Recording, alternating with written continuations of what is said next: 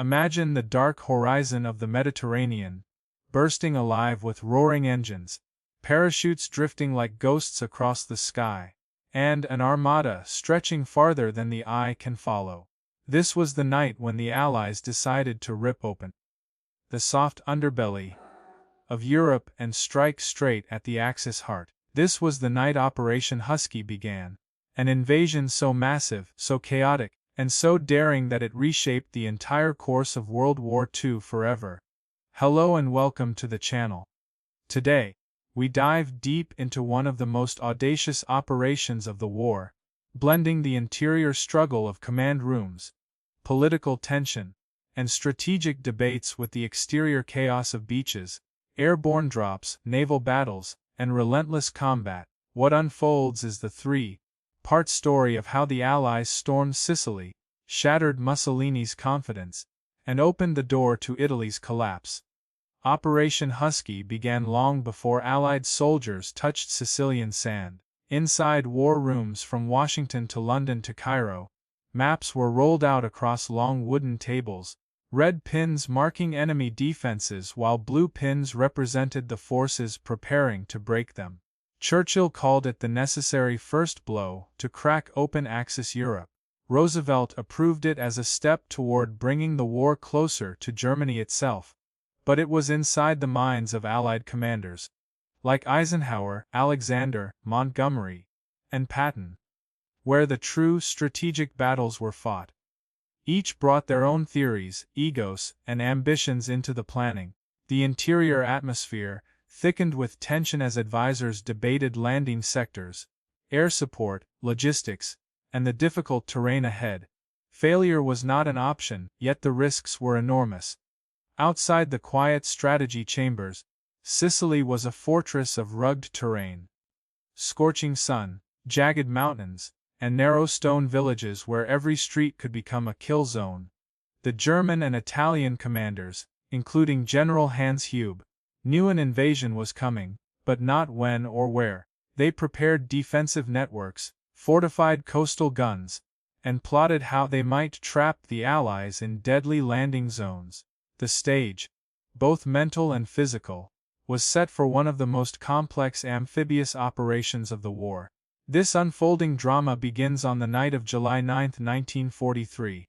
As Allied ships carved through choppy waters, strong winds whistled across the decks. Paratroopers stood inside humming aircraft, their interiors dimly lit by red lamps, leather gloves gripping static lines as engines roared like thunder in the dark. Many knew the drop zones ahead were uncertain, and the stormy weather threatened to scatter them far off course. Yet none wavered.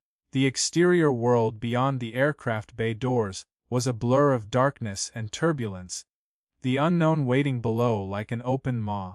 When the jump lights turned green, the sky burst into life. Thousands of paratroopers leaped into the storm, tossed by violent winds, landing miles from their intended zones. Instead of orderly deployments, scattered groups assembled wherever they could. In fields, hillsides, vineyards, and rocky paths. Strangely enough, this chaos worked in the Allies' favor. The Italians and Germans were unable to determine the scale or direction of the assault, believing the scattered landings were intentional diversions. Panic spread through communication lines as defenders attempted to make sense of the fragmented reports. Meanwhile, at sea, one of history's largest naval armadas closed in on Sicily. The exterior scene was staggering: destroyers slicing through waves, transport ships filled with tens of thousands of troops, and battleships pounding coastal fortifications with earth-shaking salvos. As dawn crawled across the sky on July 10, the first waves of American and British forces surged toward the beaches. Patton's U.S. 7th Army targeted the western and central beaches, while Montgomery's 8th Army moved toward the southeastern shore. On the beaches, chaos unfolded instantly. Strong winds and high surf capsized landing craft. Men leapt into waist-deep water, clutching rifles overhead. The exterior world was an assault of machine gun fire, artillery blasts, and exploding mines.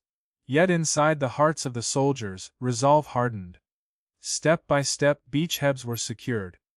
American troops pushed inland from Gela, Repellano, and Licata, facing Italian tank counterattacks that threatened to throw them back into the sea. British forces fought intense battles around Pachino and Syracuse, forcing defenders to retreat under relentless pressure. Allies pushed deeper into Sicily's rugged interior. Sun-baked plains gave way to steep mountains, narrow passes, and ancient stone villages perched like fortresses on cliffs. The fighting shifted from beaches to brutal house-to-house combat. Inside the villages, every doorway concealed danger, every window became a sniper's nest. German paratroopers and armored divisions counterattacked with deadly skill, forcing the Allies to fight for every inch. Montgomery encountered fierce resistance near Catania, where German defenses turned the region into a killing ground. Interior command rooms buzzed with frustration as progress slowed. Montgomery insisted on methodical advances, grinding down defenders through artillery and infantry pressure.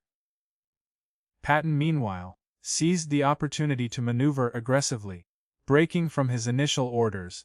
He drove toward Palermo with lightning speed, capturing the city and stunning both Axis commanders, and some within the Allied leadership. The exterior landscapes of Sicily turned into proving grounds of strategy and personality. Patton's columns kicked up dust clouds across roads and farmlands, as civilians watched from shattered windows. His drive turned into one of the fastest campaigns of the war, earning both admiration and criticism. Inside Allied planning rooms, debates flared. Was Patton helping the mission or dangerously improvising?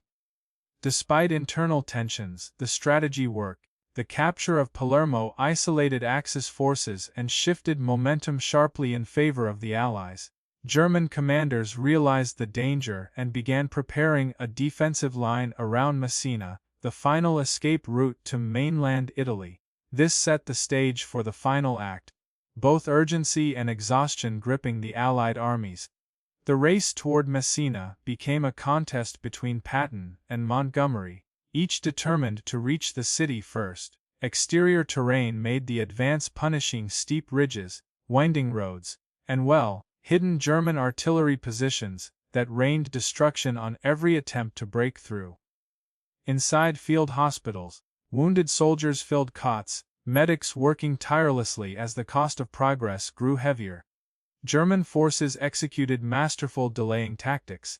They blew bridges, mined roads, and fought only long enough to withdraw to new positions.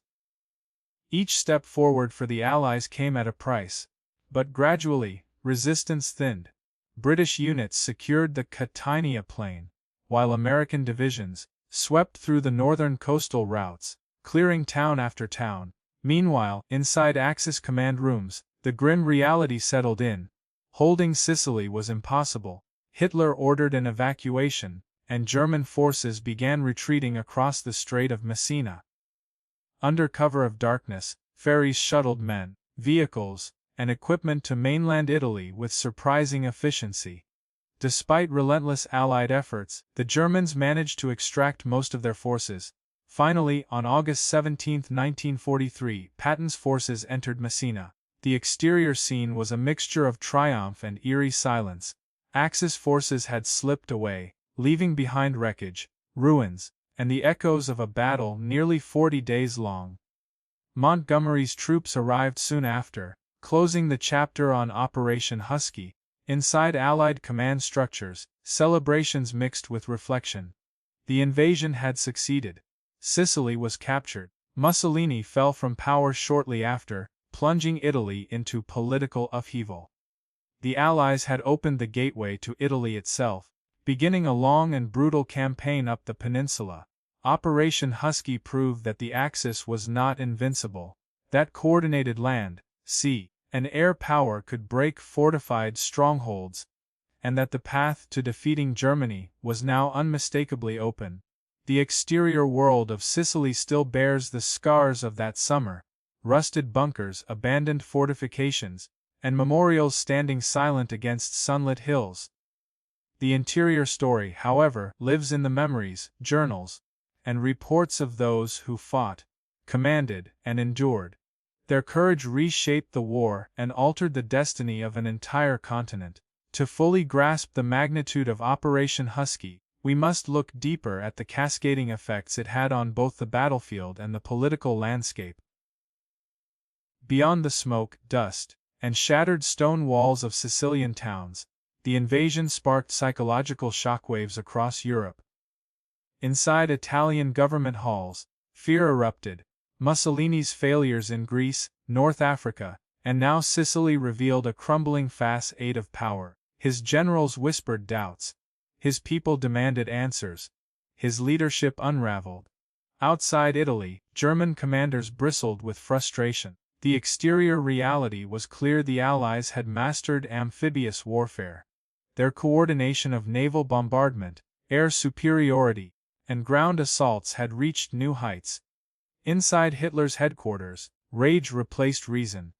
He refused to allow Italy to collapse, and so he poured elite German divisions into the peninsula, preparing for a bloody defensive war that would stretch on far longer than he anticipated.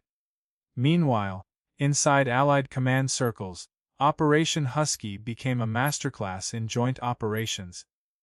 Eisenhower's leadership brought together competing personalities, conflicting agendas, and national pride. The interior struggles among commanders were real. Montgomery's cautious precision versus Patton's bold aggression. But these tensions ultimately sharpened the Allied edge. What emerged was a dynamic, adaptive force capable of overwhelming even skilled defenders. Even after Messina fell, the campaign's echoes did not fade. The Allies gathered intelligence from captured documents, interrogations, and abandoned headquarters. These interior insights exposed deep weaknesses in Axis coordination. German distrust of Italian forces created gaps in planning. Italian morale collapsed faster than German commanders expected. And the sudden fall of Mussolini transformed the entire Mediterranean theater. Exterior lines of communication shifted as new Allied supply routes opened through Sicilian ports.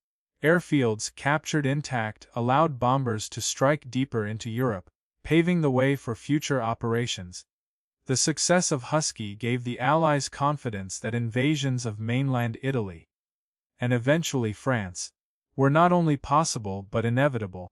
Perhaps most striking was the way Operation Husky reshaped the psychology of warfare. The Axis, once bold and aggressive, now faced the reality of fighting a defensive war on multiple fronts. The Allies, once desperate to halt Axis momentum, now pushed forward with growing belief that victory was no longer a distant hope, but an emerging certainty. As we reflect on this monumental campaign, it becomes clear that the invasion of Sicily was not merely a stepping stone, it was a turning point. It revealed the power of coordinated strategy, the resilience of soldiers facing impossible odds, and the profound impact of decisions made inside silent war rooms and executed across brutal exterior landscapes. In the end, the legacy of Operation Husky lives on not just in history books, but in the lessons it carved into the art of warfare. It showed that even the most formidable positions could be breached through innovation, unity, and relentless courage. It taught commanders to adapt when plans collapsed, to improvise when conditions shifted, and to trust in the extraordinary resolve of the soldiers carrying out their orders. Ultimately, Operation Husky marked the moment when the Allies seized the initiative, proving that determination and coordinated strength could break the Axis grip and reshape the destiny of Europe.